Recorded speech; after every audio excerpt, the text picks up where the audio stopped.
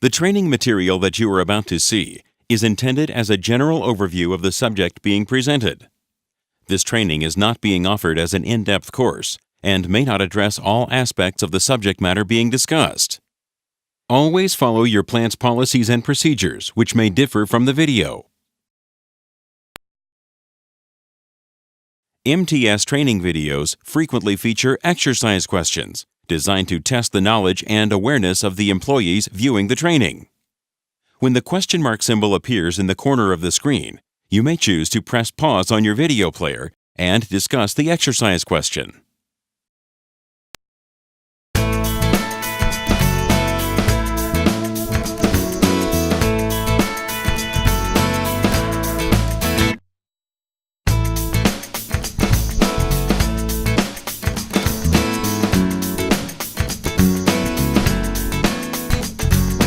Chemicals can be found throughout your work area.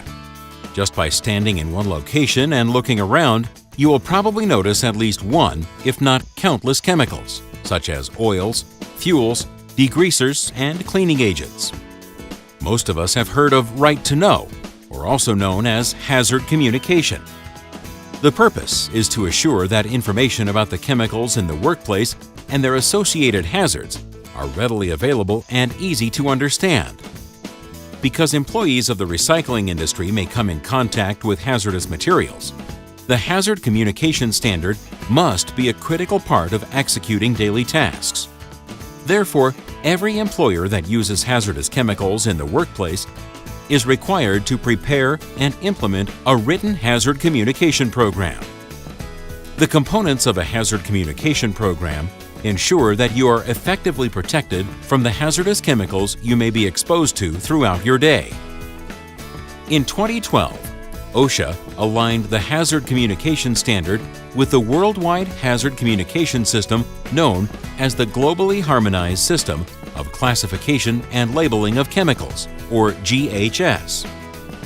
As a result, how chemical hazards are categorized and the information and format of safety data sheets and container labels have been standardized. The scrap metal recycling industry has its unique set of chemical exposure hazards that must be understood and controlled in order for employees to work safely with chemicals. This training will not teach you about specific chemical hazards, but it will prepare you to be able to find and use information about chemical hazards. The ability to find information on the chemicals you work around can protect you and reduce the risk of being exposed. I actually had an allergic reaction to a chemical that was unknown and was actually taken to ER. And it started affecting my lip area to where I started getting swelling. As the swelling progressed, it started going more towards my throat. And worried that we might have a blockage of the airway, we called emergency. Once emergency came in, told me I was having an allergic reaction to something, and they gave me treatment, then it kind of, let my nerves calm down, and then after that, you start wondering what it was and how can we prevent that from the future. Know the proper PPE to wear when handling certain chemicals. A maintenance employee was using a torch when he accidentally nicked his hose. He turned off the torch at the handle, but not at the regulator. As a result, the gas leaked into the work area. Because the leak went undetected for several minutes, he became dizzy and lightheaded due to breathing in the gas. Upon investigating the cause, he discovered the problem and turned off the gas. He left the area and reported the incident to his supervisor, who informed him of the hazards of the gas. The employee was lucky because the situation could have been much worse due to the potential flammable environment. An important component of any hazard communication program is that employees must be informed about chemical hazards. Be sure to take the time to know and understand the hazards associated with the chemicals in your work area. Chemicals can present one or more serious hazards to your health and safety. Under Hazard Communication 2012, hazards are classified as either physical hazards or health hazards and can be reactive, meaning they may react with air or water and burn, explode, or release vapors. Flammable. They catch fire easily. Explosive are chemicals that explode under certain conditions. Corrosive, meaning they can burn the skin or eyes. Toxic. They are poisonous. Target organ hazards. Carcinogens. Reproductive toxins, or mutagens. Chemicals can enter our bodies in different ways. Known as routes of entry, they can enter the body through inhalation or breathing in dusts, mists, and vapors. Ingestion or eating contaminated food. Examples include having lunch in the work area where there are airborne contaminants or not washing your hands before eating lunch. Absorption or skin contact with a chemical. Examples include having a hole in your glove when working with a chemical, not wearing the correct gloves, or rubbing your eye, which all can lead to contact dermatitis or an eye irritation. Injection or forcing an agent into the body through a needle or a high-pressure device. An example is misuse of a high-pressure washer. You can protect yourself by knowing the hazards, using good safety practices, and wearing the right personal protective equipment.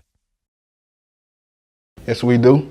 And I always look at them daily to see if they on there before I do my job. And each employee knows what to use and got to be qualified in order to be ordered to use it. Each chemical has safety data sheets and also label so you can know how to handle it with care and caution. You have to know the dangers of the chemical, whether it gets in your eyes, your skin, how to treat it and all. So you would know what to do if it's a spill on your hand or a spill on the ground. I review safety data sheets to let me know what kind of PPE to wear and what kind of risk I'm at using the chemical. I review the safety data sheet so that I know what hazards are associated with using that chemical. Why would you want to review a safety data sheet? It's because you want to be safe handling different chemicals. You know, you don't want to expose yourself to anything bad or whatnot. And so you want to come home, you want to go home the same way you came in one piece and not hurt, having to go to the hospital or whatnot. So it's best you review everything with this label and handle it correctly. One way to become more familiar with chemical hazards is to refer to the Safety Data Sheet, or SDS. Under Hazard Communication 2012, SDSs replaced MSDSs and are defined as the source of detailed information about hazardous chemicals. Your company is required to maintain the SDSs for all chemicals, and the most current version must be readily available. In many cases, SDSs are available electronically or are maintained in a web-based system. If you are unsure of how to obtain an SDS, contact your supervisor or safety department. SDSs contain 16 sections of information, providing an extensive amount of detail about chemicals. To assist in the use of this information, they have a uniform format, and the 16 sections are organized so that emergency information is found within the first 6 sections.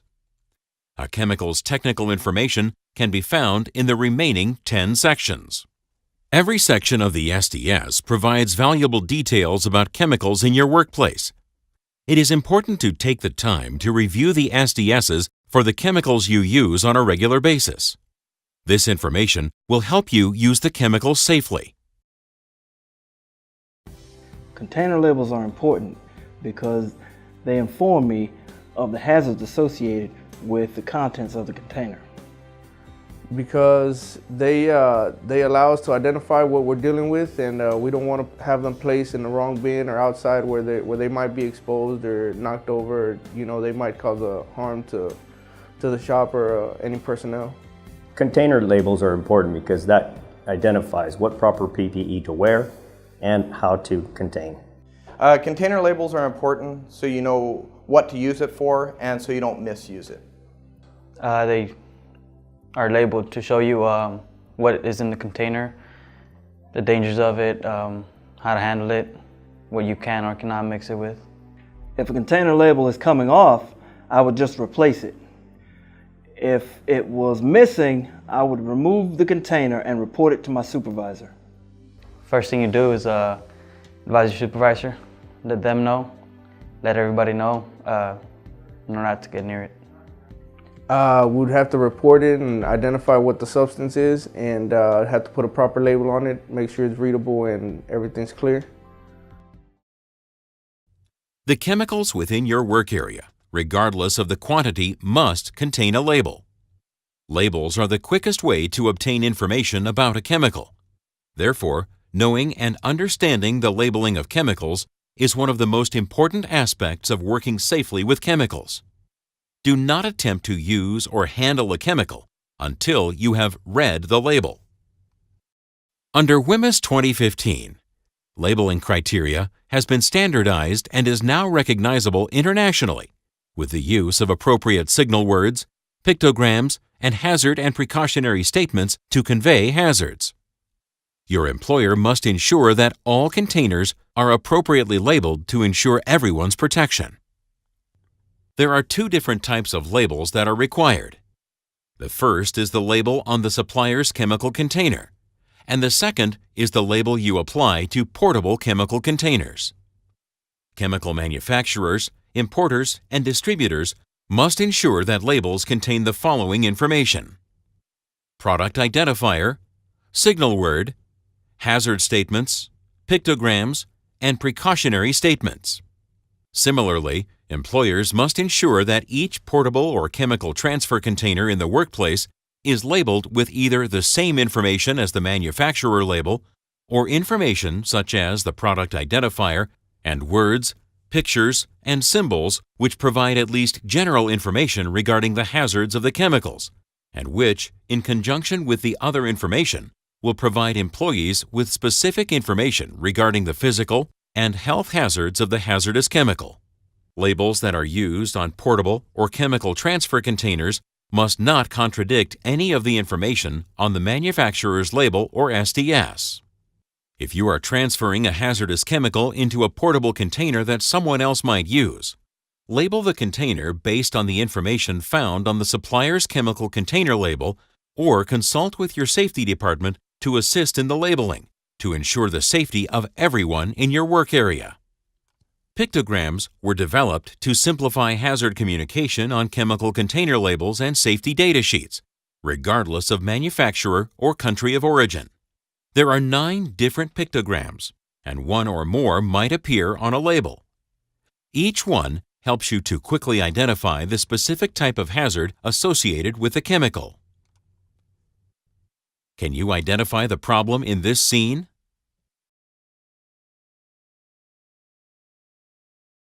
This employee is pouring a chemical into an unlabeled beverage container, which could contribute to incidental chemical ingestion. In addition to making sure all chemical containers are properly labeled, it is also important to ensure the proper container is used for each chemical. Never use a food or drink bottle for chemicals, and never eat or drink from a used chemical container. For example, flammable liquids such as gasoline and kerosene should only be stored in approved self-closing containers.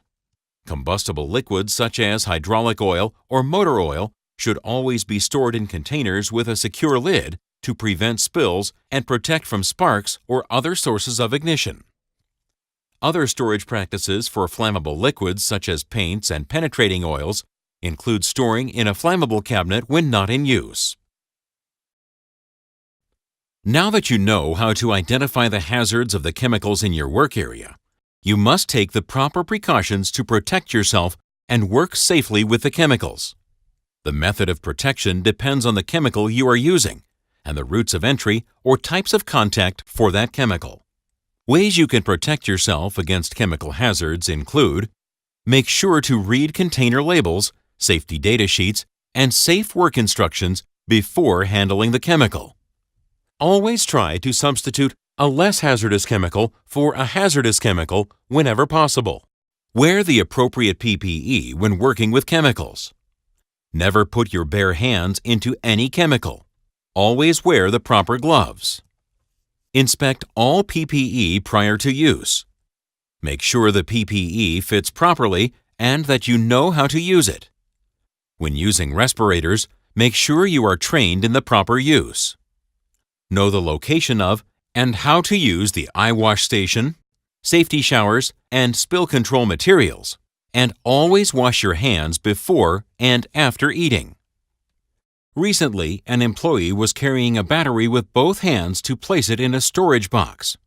The battery was cracked, and when he set it down in the box, he was splashed with sulfuric acid from the battery.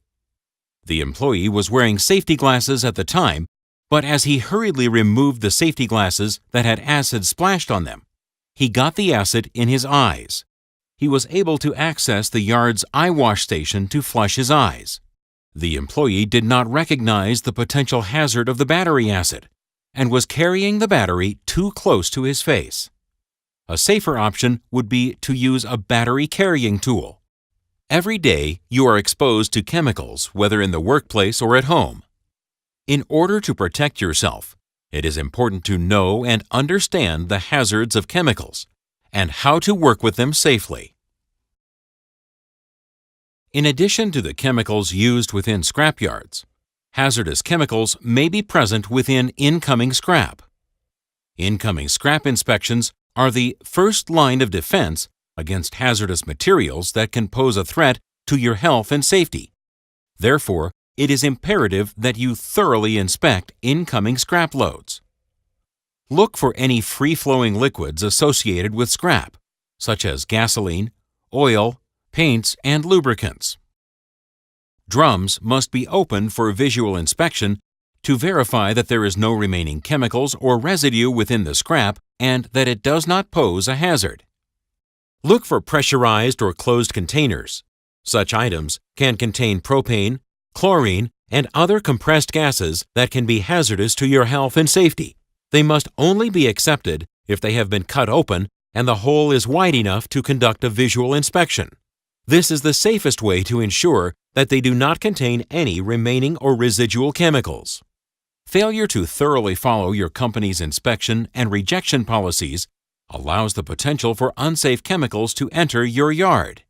If any item potentially containing a hazardous chemical is found within your yard, notify your supervisor. A peddler brought in a load of scrap in his truck. Included in the load was a small 2-drawer filing cabinet. The yard employee pulled open the top drawer and saw that it was empty. The bottom drawer would not open, but he did not think anything of it and added it to the scrap pile. Later, 2 yard employees were walking by the scrap pile when they suddenly became lightheaded. One of the employees nearly lost consciousness. They helped each other to the office, and after a short while, both employees began to recover. They relayed their story to their supervisor, who stated that 2 other employees were affected. An investigation ensued, and they discovered that the bottom drawer of the filing cabinet was filled with household chemicals, including turpentine, ammonia, and chlorine bleach. The ammonia and bleach containers had ruptured, resulting in the formation of a toxic gas. Because the cabinet was outside and the drawer was closed, the gas was somewhat contained. However, enough of the highly toxic gas escaped that it affected 4 different employees. As a result of this incident, the company instituted a rigorous scrap inspection policy. This serious incident underscores the need to carefully inspect all incoming scrap for any chemical containers or hazardous materials. Chemicals are essential to complete a multitude of tasks in our industry. It is during these times that you will rely heavily on all the components of your company's hazard communication program and information included within safety data sheets and chemical labels. Everything you need to know about how to work with chemicals safely is at your fingertips and must be used to ensure a safe and healthy work environment, not only for you, but for your coworkers as well.